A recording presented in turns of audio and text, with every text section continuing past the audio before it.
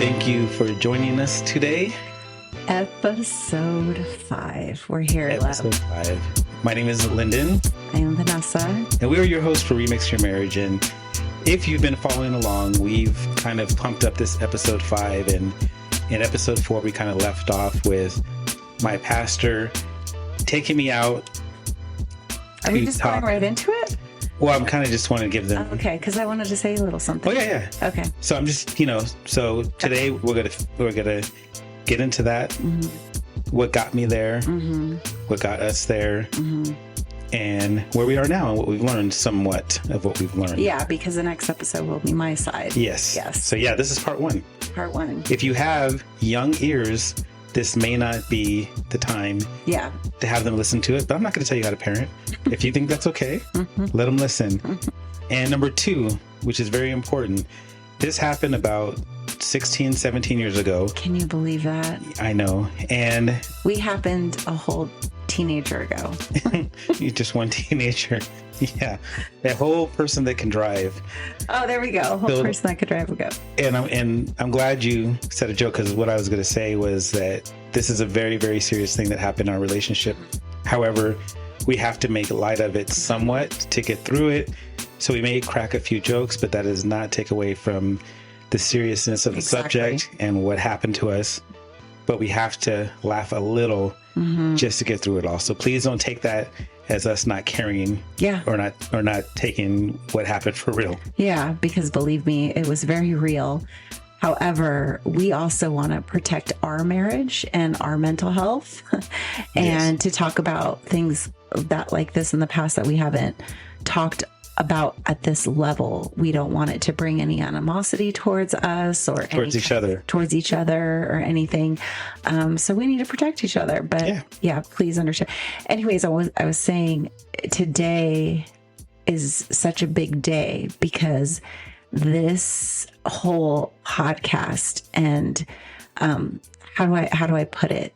This passion that I had in my heart, or this calling, I shouldn't even call it a passion. I have a passion for marriage, but God had put this in my heart. I want to say maybe a year ago or so, and I just kept nudging it away. And what that was to start our podcast again. However, start it with talking about the truth and talking about what really happened. It was very hard for me because I didn't want to bring it up to you because it is your story to tell. And so I didn't know how I was going to do that. So I think I slowly started giving you hints. And which you are very, very good at. And I do that which is the reason why we have a Peloton. Oh my God, I was just about to say that. Yeah. And a sleep number bed too. Yes. Little by little over the course of a couple years of me saying no Peloton, too expensive, no Peloton, to, all right, how much are the payments? Okay, ladies, that will be another podcast. I'll tell you all my secrets. I just knew this was something that I couldn't let go of. It was like God was always just pressing it on my heart. And then we were at church maybe 6 months ago, and Pastor Joe, one of our pastors, had done a message of using your pain for a purpose. And we were sitting front row. And we were right and we go to a pretty big church, so sitting front row is kind of a big deal. And I felt as if he was speaking directly to our soul. You ever feel like your pastors spy on you? Like they have somebody like hiding in your closet, watching your life, and they're like, I'm talking to him or I'm talking to her on Sunday. Because it a lot of times like that. I felt like he knew. Yeah. Getting to what happened. So my pastor had asked me and said, I don't believe that this is true, but I have to ask you, are you having an affair? And I said, yes. So a big part of me was relieved. I was so relieved because I was so into church and gaining this relationship with Jesus and really feeling like I was there, but having this burden that I was carrying with me that I told no one about. And I mean, no one. Like when you have a best friend that you tell everything to and you don't tell them something, then you already know that you're doing something wrong. And I didn't even tell my best friend. So when no one, I told no one. I had been praying like crazy, like, God, help me get out of this. God, I don't want to be here anymore. I want my marriage. I want my wife. Like, we're becoming that couple that I dreamed of and that couple that I thought about when I was a kid. And it's all coming together, but I have this secret, and I just need you to help me. Just help me get out of this. So when I met with my pastor and he asked me the question, I was like, thank God, thank you. Okay. So this is my guy. He's going to help me get out of this. So Got my back. yeah. Like you were thinking old school days. Oh yeah. Yeah. I was thinking like it was, yeah, like my boy Ray would have done. So I'm like, yeah. So what are we going to do? And he is like, well, you have to tell your wife. And I was like, no. I've admitted to you what I've done. And now I need you to get me out of this. So what can I do? And he goes, you have to tell Vanessa. And I said, I cannot tell Vanessa because we've talked about this. And we had decided if either one of us ever did this, divorce is on the table. And I said, so I can't tell her. And he goes, well, today's Monday. I'll give you till Wednesday to tell her. Mm-hmm. I remember that. If you don't, then I'm going to have to. I'm thinking like, this is God. Like, I was pretty specific in my prayer. Like, I don't want her to have to know. I ended up leaving there, and I could spend 3 hours going over every emotion and the guilt and everything that I felt with that 10-minute drive. Meanwhile, I'm home with the kids. We're probably in our worst financial state ever in our entire life. Yeah. I'm cooking dinner. I knew you were with the pastor. I thought he was going to like step you up into more leadership and do something big. That's what I thought. And I think I'd mentioned before that I knew something big was about to happen to us. You did. I did, Mm-hmm. but I didn't because I felt that we were being prepared for something. I know that sounds weird to maybe some of you out there, but when you're, I don't know, spending daily time with God and praying, it's like God is always there, always there. Yeah. It's up to us whether we are going to spend time with him to get to know him better. And once you get to know him better, you could hear his voice clearer, or we stay away. I was drawing in. So it was almost like I was excited that something, so I thought it was good. So I am just not even thinking. I got 3 little kids at the time, and I'm just cooking them dinner. Driving home thinking of the best way to say it, and there really is no best way. Mm-mm. And I get home and I just text you without thought and just said, we need to talk. And you got in the car and you sat next to me. And I remember thinking, how is this going to go? Mm-hmm. Like, what is she going to hit me? Is she going to leave me? Is she going to kick me out of the car and drive? Like, I didn't know. And then I looked at you and you looked at me, and then I just started crying, just started bawling. Like, you're covering your face uncontrollably. And I can't imagine how terrifying that is for you, not knowing anything. I just thought somebody died. Yeah. I just thought somebody died. So I'm trying so hard to get a hold of myself and get a hold of my emotions, but at the same time, I'm thinking as soon as these words come out, everything changes. Just like I am right now. I was at a loss. Mm-hmm. So you ended up calling. Mm-mm. He called you. No. Oh, I did? So you called our other pastor, and he knew. Being that I was so involved in the church, it was important for, the 2 pastors to know. And so they could counsel and help. It wasn't you called him. Mm-hmm. And I remember that's crazy. You called him, and I'm just crying like a baby. And because you're still not telling me. And so I'm like, who am I going to get to tell, for him to tell me, because he's not talking to me. And I'm just sitting there staring at him, and I'm crying now because I'm like, because you don't know. Yeah. So you get a hold of him. You're talking to him. He asked you to put me on the phone. Mm-hmm. So I got on the phone, and I'm just slobbering, spitting, and he goes, Lyndan, I need you to be a godly man, and I need you to tell her what you did. And I'm just crying. I'm not saying anything. He's like, get a hold of yourself. I need you to tell her exactly what you did. Mm-hmm. And I didn't say anything. And he goes, do you understand me? He's like, I need you to tell me you understand me. And I said, yeah, I understand. I heard him say, hang up the phone now and tell your wife and talk to your wife. That's Yeah. what I heard. And then I said the words to you, I cheated on you. Mm-hmm. And then you exploded. Mm-hmm. Meanwhile, our kids, which we did not know, were looking out the window. Yes. They saw me crying, which I didn't do back then. No. Maybe I do a little bit more now that I'm older, and that's We'll a whole nother later. Yeah. a whole nother thing that I'm trying to control. But anyhow, you have released your emotions. You're no longer afraid of showing emotions. I'm still afraid.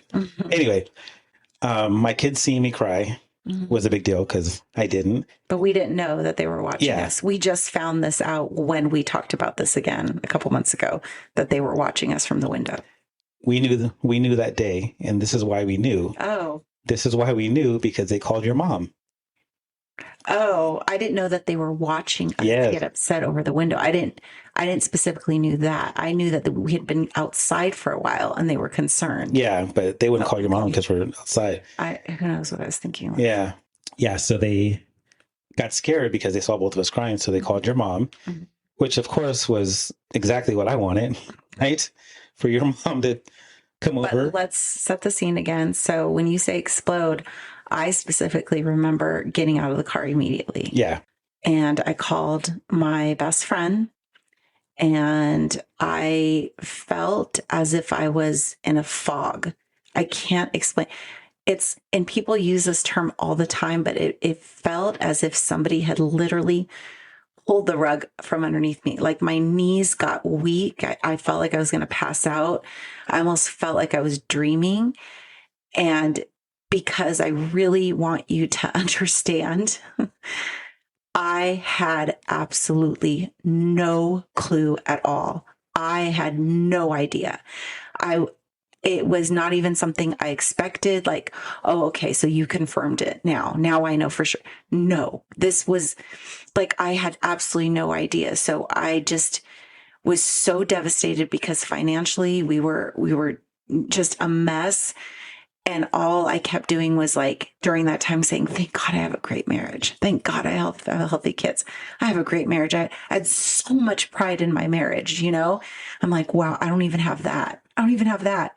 So I called my best friend and I told her, can you please come over here because I am trying to find a bat or a rock or something so I can kill my husband. Not literally, but I wanted to hurt him. You wanted to hurt me. And she didn't even ask. She just says, I'm coming over now. And her husband, which is your best friend. So before that, so that's the OG in them. But prior to that, if you remember, you came back to the car where I was still sitting crying, and you said, you need to call her right now and tell her it's over. Oh, God. I don't even remember. Really? I don't remember that. Wow. Yeah. So, and I hadn't talked to her in a while, and I called her and said, my wife knows everything and I can never see you again. I remember that happening after everyone had come to the house and you went outside in the little alleyway and you put her on speakerphone. Yeah, but it was right away. Okay. It was right away. Okay. Our friends came over. One of the pastor that you had called, or that I had called, came over with his wife. My mom and my stepdad come over. And they are, what is going on? Is everything okay? I'm going to tell you guys, it happened so long ago, so I don't remember a lot of details. I just remember them taking my kids, and I was sitting in a car with my friend, and I was just, like I said, I remember crying and then just daydreaming, you know? So I remember my father-in-law and my friend Ray asking me why. Like, why did you do this? What happened? Why? And I remember Ray was like, you didn't even tell me. Like, what? How did he find out, my stepdad? Because the kids called your mom. I know, but how did he find out why and what you did? Because when they got there, they asked what happened. Oh, so you told them? No, you told them. I told them. Oh my God. Yeah. Okay, go ahead. Yeah. At the time he got to me, and I was really hoping that, anyway, by the time he got to me, he already knew. So he was so angry. Like I saw him coming towards me, like with this mad look on his face. And then when he saw me crying, he like softened up and he was like, what, what the hell, what happened?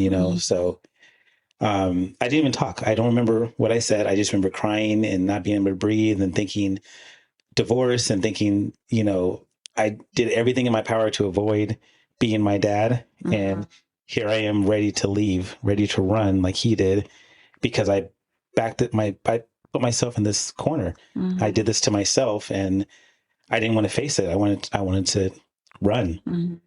So what I wanted to, one of the things I wanted to talk about to anyone is how I got here, how I got there. And it was just a bunch of bad little decisions. I didn't wake up in the morning and say, you know what, today I think I'm going to cheat on my wife. It was contrary. That was one of the things I promised myself when I was 10 years old. And I knew I was going to be a good father, that I was never going to cheat. Maybe on my girlfriend, who knows, but on a wife, never. Yeah. So what happened was I was very unhappy, as you know, and I didn't talk to anyone about it. And I started letting people that I worked with get in my head. So after work, so there's some days where I got off at 1 a.m. There were some days I got off at 11 at night. And I knew you didn't know the difference. I knew you knew. Car business. Car business. So I knew once midnight hit, you weren't going to know what time I got home. Also, to let everyone know too, when I found out this had happened, this began 2 years prior. Yeah. Right? 2 years prior to me finding out. Yeah. Okay. And it wasn't just one time. No. Okay. This person started coming to my work and I thought nothing of it. I'm like, I'm not going to do anything. Didn't think anything of it. And I allowed her to come to my work whenever she wanted. And we would just talk about stuff and really nothing, And then after a couple of months of that, I'm like, hey, all the guys are going out. We're going to the bar down here. Do you want to, come hang out with us? Yeah, yeah. And again, no thought there. And this is just continued bad decisions. And then she started hanging out with us at the bar, and still me being naive and stupid and thinking, like I'm superhuman. I kept inviting her to stuff and she kept hanging around with us. And, after so long, then it happened. And then I couldn't believe it. I mean, I felt like the biggest piece of crap. I felt so horrible about it. And it continued. So what I did was, after making this slew of bad decisions that ended up in the ultimate betrayal, in order to numb that, I started drinking a lot. And I'm not a big drinker. I never have been, but I was trying to drown the guilt.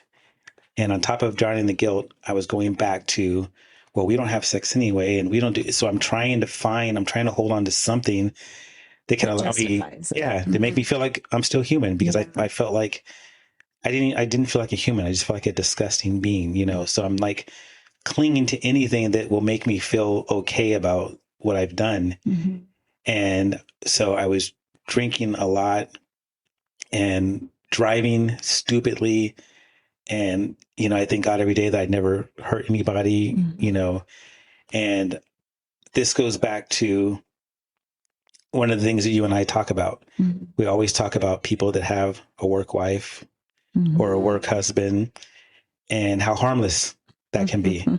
And I can tell you from experience, this wasn't even considered a work wife. This was barely just a friend. But because I didn't put a wall up and I didn't block anything, I just let things happen and happen and happen. And then, we're human beings, and, we have feelings, we have emotions, and we just kind of let things happen. Yeah.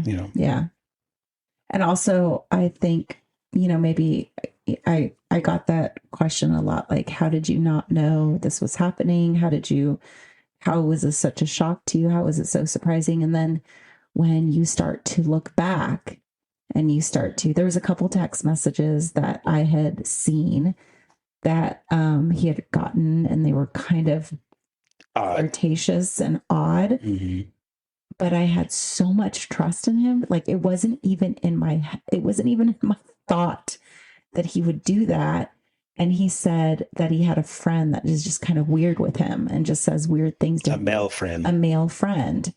And then I'm like, okay, even though there was one that was really, really specific about like being in bed or something like that. And then he's like, I don't know, he's just weird. He's just a fool. But what is so weird, and I know many people, women would probably think, how did you not know? Okay, you got the text messages. Because when you have this trust, this undying trust for someone, then you believe them. Yeah. You believe, and that's what I had. I had a complete trust in him.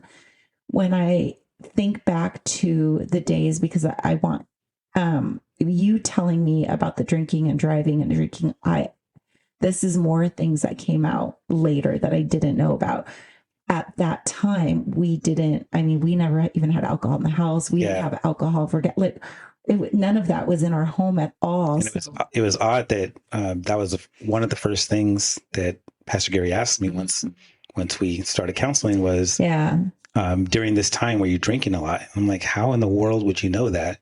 And that is just a sign of, if someone just suddenly starts drinking a lot, it's a sign, a cry for help a lot of times. And it wasn't like we didn't, it wasn't like it was a bad thing or anything but at that time. No, I want to tell you, it was a bad thing because I wasn't drinking responsibly. I was drinking to get completely drunk so I would forget. So you would forget. So it was, so I abused it. It was a very bad thing for me.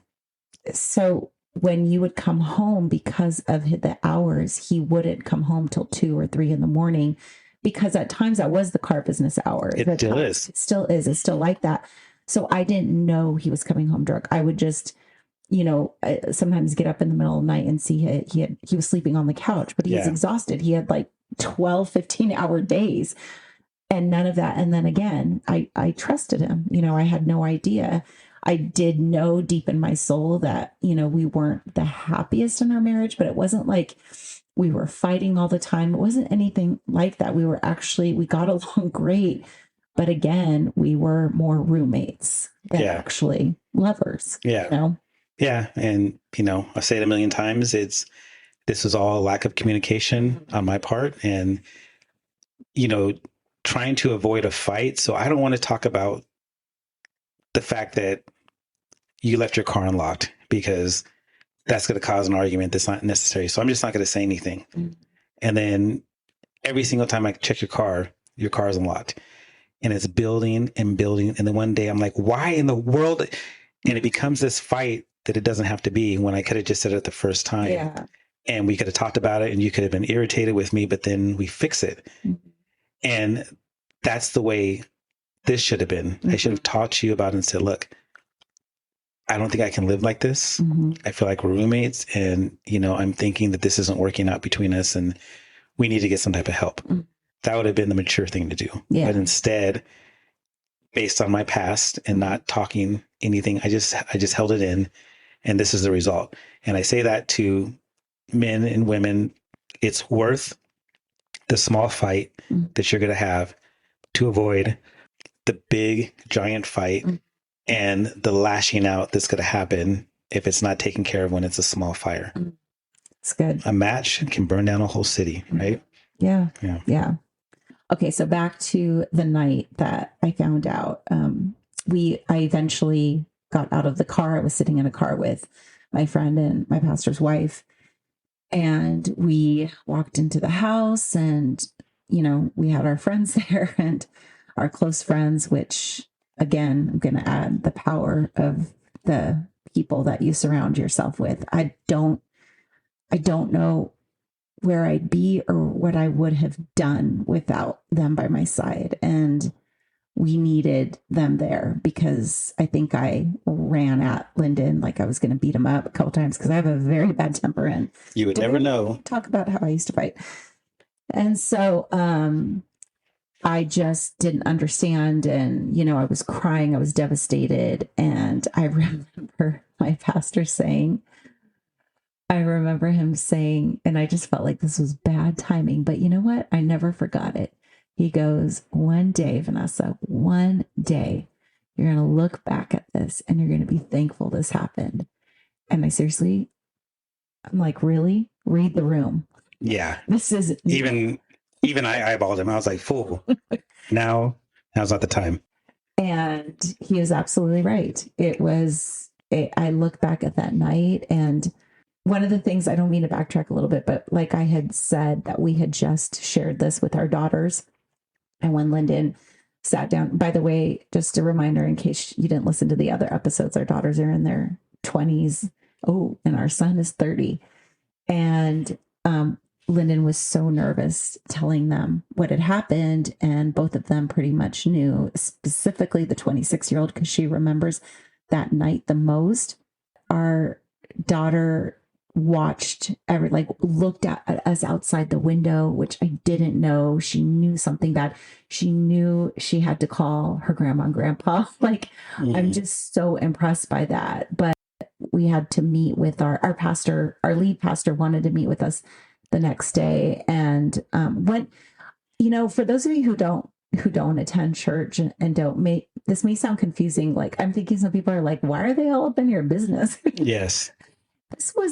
This was what saved our marriage. This saved us from each other. This saved me from making a rash decision out of anger. And so we met him the next day and devastated, no sleep. How did Pastor Gary find out? Are we going to talk about that? Oh, yeah. Because I'd want to know. It's my pastor. Like, you're right. What's the connection? How in the world? How would that happen? So, as I mentioned, I prayed like crazy to get out of the situation. So the fact that my pastor found out is absolutely amazing. She told her coworker. Her coworker told a friend that happened to be your friend. Mm-hmm. That friend went to our church. And instead of telling you, mm-hmm. which I would think a friend would do, mm-hmm. she decided to tell the pastor. Mm-hmm.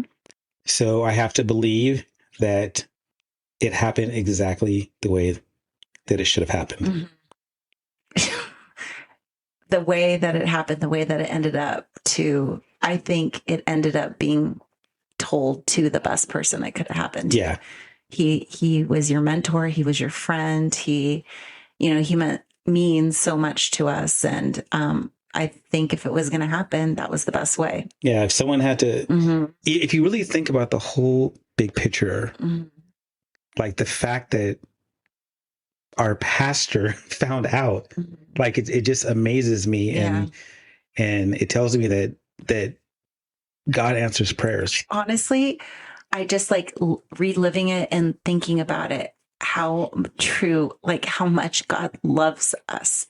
And just even with something so awful and so horrible, and he knew how devastated I would be, he took care of us the whole way with people, because God uses people to speak to you, to comfort you. And he used our pastor, use it, because I'm thinking if I would have found out, say I found out at Target, I don't know, somewhere silly, I would have lost my mind. I wouldn't have had the protection of this community around me and protecting my heart. And just the way it was done was just so perfect. The next day we go to his office, and so we agree that we're going to go to counseling. Right. We're just meeting. We hadn't agreed yet. We're meeting him for one day. Yes. We're just here to talk about it. I am devastated. I'm sure there's many women that are listening that could understand how I felt. Maybe some men. And some men. Sorry. I felt as if someone had died. The most devastating, just hardest thing I've ever gone through in my entire life till this day. And I remember telling my pastor that. He's like, he just looked at me, and then that's what I said. And he goes, yeah. He goes, the death of a marriage. He's like, this is what you're feeling. Yeah. And then he asked Lyndan he's like, I'm going to need you to leave the office for a minute. I just want to talk to Vanessa one-on-one. And I said, and I just looked at him like I can't even imagine what I look like, Yeah. No sleep. Crying all night. Crying all night. And I just like shook my head, like, can you believe this? And he goes, okay, I need to ask you one thing before we can move forward. And I said, yeah. And he said, do you want to save your marriage? Do you want to work on your marriage? And I promise you guys, my head, I was saying no. But I nodded my head yes. But in my brain, I'm like, no. And then I just said yes. And when I said yes, my pastor's reaction was, and he wasn't an emotional pastor. Right. He got a little like choked up and he goes, you have no idea how happy I am to hear that. I can help you. I can work with this then.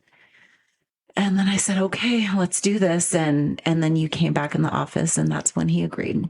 Yeah. Or we agreed to meet with him. And so it began our counseling. So as we wrap up this episode, I just want to remind you, husbands and wives out there, the importance of communication. Mm-hmm. Whenever people ask us, what is your secret? You guys have been married for almost 30 years.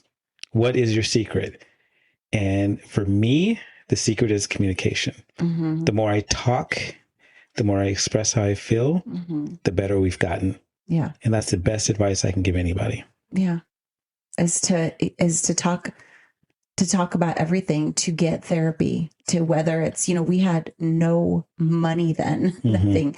We could have had that as an excuse, but thank God we had a pastor that was willing to spend that time with us once a week. And we also I was given an incredible mentor that had went through the same exact thing I had went through, and just having people around. I would say that one of the most important things is look at the couples that you're surrounded by. Look mm-hmm. at the people you're surrounded by. What kind of, is that the spouse you want to be? Is that the marriage you want? And you know what I can say about mm-hmm. that? The people that stood by us during that time mm-hmm. are still with us today. Mm-hmm. There's a reason for that. Yeah. So watch the people who are cheering for you and watch the people who sit quietly. Always go for the cheerleaders. Yeah, that's true. That's very, very true. So we'll continue on because obviously it wasn't like, oh, we got help and everything. Oh, no.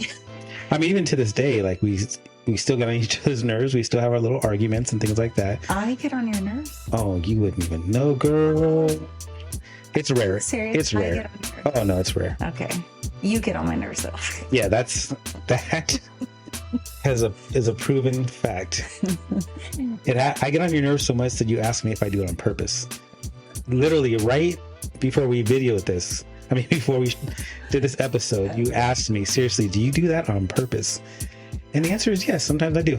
It's entertaining. Because sometimes it so specifically gets to a certain nerve of mine and he knows it. Yeah. So I don't understand. So that's why I have to ask, are you doing this on purpose? I don't get it. Anyways, it was many years. We will talk about it more. I went through my own stuff. I am not Miss Innocent.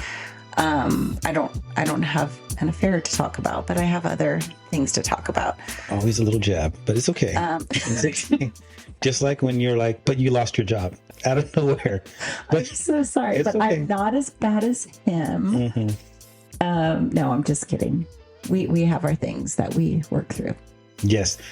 Okay. Thank you guys so much for hanging out with us. Ending with laughter. This is good, love. Yes, we have to. We're doing a good job. There is a light at the end of the tunnel, no matter what you are going through. If you both are willing, there is a light. If you feel like you're stale, if you feel like it was a mistake or you're going nowhere, everyone's story is different. But if you both are willing to try, there is a light. You know what this reminds me of? Dang, I was getting so deep and you just cut a brother off. I got a visual because I'm such a visual person. Mm-hmm. There's this documentary that we watched and it's called The Children in the Light. Oh, Chowchilla. Chowchilla. The Chowchilla. The Children of Chowchilla. Oh my goodness. That if you documentary. It's a bit, it can be dark. It's dark. But it's so good anyways. It's not murder dark. No. It's not murder dark, but it's like a crime story type of thing. Yeah.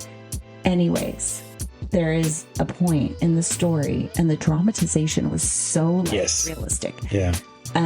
where the kids are trying to get out, and he's about to give up, and he's about to get up, and then all of a sudden, I started crying. Yeah. They see this light, and it reminds me of our marriage. Yeah. It was just like we were fighting and fighting, and there are times I did not see. There's nowhere I even saw a light. To give context, they were buried. These people were buried underground. Children were buried underground. A trailer that was buried underground. Yeah. And we're not going to give too much away, but they were buried underground in a trailer. And I gave a lot away. Yeah. And they just started, well, we're not going to say what happened, but they just started digging. And like you said, digging from the bottom up. Yeah. And just when they were about to give up, and the kid was exhausted. They saw that tiny bit of light. And it's amazing how light can give you so much hope. I know. And he pushed, and I'm not going to tell you what happened, but and it just gave me that visual right now of our marriage. It's just, there was just so much. It was not easy. It was the hardest thing till this day. After everything, losing cars, losing houses, losing people in our lives, losing that, still those 2.5 years. I don't know why we say 2 years. I really don't know how long it was, of fighting for our marriage was so difficult. And but who knew this was on the other side? Yeah. That was a rough 2 years. If you have any questions for us, please feel free to email us. What's our email? remixyourmarriage.com. You can also leave us a 5-star review, or whatever review you think is worthy. No, if it's not 5-star. I knew that was coming. If it's not 5-star, we don't want it. I don't know. I think if it's not 5-star, then we're not your cup of tea. Then you could just. We're not doing our job. I would never leave somebody a 1-star or 2-star. Who does that? Like, I wouldn't. Oh, there's people. Well, I wouldn't do that. So please don't do that. Also, follow us on Instagram. We do a lot. We try to do a lot more on our Instagram and share our Instagram. We February 14th, Valentine's Day, we want to kick off a fun, if you're into challenges and games, a little couples challenge. Fun. We've had great reviews from it when we did it years and years ago. Just brought couples closer. Remix Your Marriage Pod is our handle on Instagram. Yes. Remix Your Marriage Pod. Yes. Please follow us. Back to solve. All right. Okay. Love you guys. Thanks for hanging out with us. Remix Your Marriage. Love hard. Be real. Communicate. Proud of you. I'm proud of you. You know what? I'm very proud of you for taking this and listening to this. You make me cry. Oh, I didn't cry at all. I know you made it, but I am very proud of you for this too. Of course. You keep telling me, but you're the one that had to really walk through this again. So I love you for that. We're talking about two different people. That's true. Yeah. That's very true. All right. They don't want to listen to our conversation. Remember that when I have to talk about my stuff. I think I'm just going to leave the room. All right. Love you guys. Bye-bye. Bye. And just like that, episode 5. We did it. Peace.